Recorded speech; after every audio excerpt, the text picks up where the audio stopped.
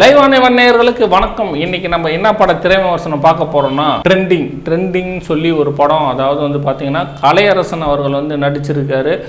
நீண்ட நாட்களுக்கு பிறகு நடிச்சிருக்காரு அப்படின்னே வந்து சொல்லலாம். சின்ன சின்ன கேரக்டரில் வந்து கலையரசன் வந்து நடிச்சு கொண்டு இருந்தார்.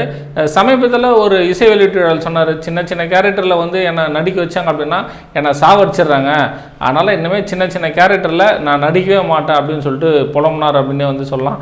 ஆமாங்க, தொடர்ந்து அவருடைய படங்கள்லாம் வந்து பார்த்துங்க அப்படின்னா அந்த சின்ன கேரக்டர் கொடுக்குறாங்க, அதோடவே விட்டுட்டா பரவாயில்ல, அவர் வேற சாவர மாதிரி வேற காமிச்சிடுறாங்க. இந்த வாழை படத்துலேருந்து அவர் மன உளைச்சலே ஆயிடுச்சு அப்படின்னே வந்து நம்ம சொல்லலாம்.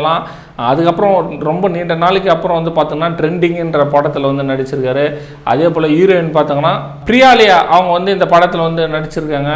அதாவது இந்த படம் முக்கியமான ஒரு விஷயங்கள் என்ன அப்படின்னா சோஷியல் மீடியாவை பற்றி அப்படின்னு வந்து சொல்லலாம். ரெண்டு பேருமே வந்து பார்த்தோன்னா படத்தில் ஒரு யூடியூபர்ஸாக வந்து வராங்க. அந்த யூடியூபர்ஸ் எப்படிலாம் பணம் சம்பாதிக்கிறாங்க அப்படின்ற விஷயங்களையும் வந்து இயக்குனர் வந்து காமிச்சிருக்காரு.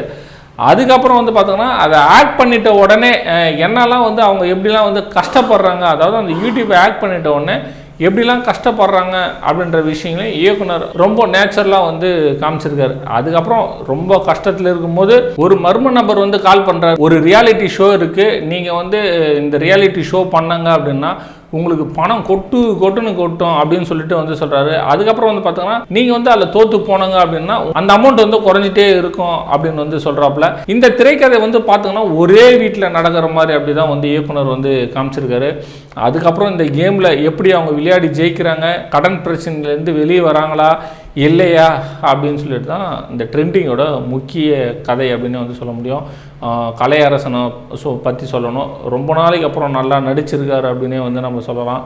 அதே போல் ஹீரோயினும் ரொம்ப அற்புதமாக பண்ணியிருக்காங்க. அப்புறம் பெசன் நகர் ரவி அவரும் வந்து அற்புதமாக வந்து பண்ணியிருக்காங்க. மியூசிக் வந்து சாம் சிஎஸ், அவருடைய மியூசிக் தான் வந்து இந்த படத்துக்கு பலம் அப்படின்னே வந்து சொல்ல முடியும். இதில் முக்கியமான விஷயங்கள்னா இயக்குனர் காமிச்சிருக்காருன்னா இந்த ஸ்கேம் பற்றி தான் காமிச்சிருக்காப்புல.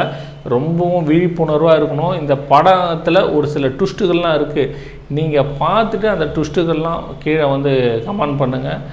நன்றி.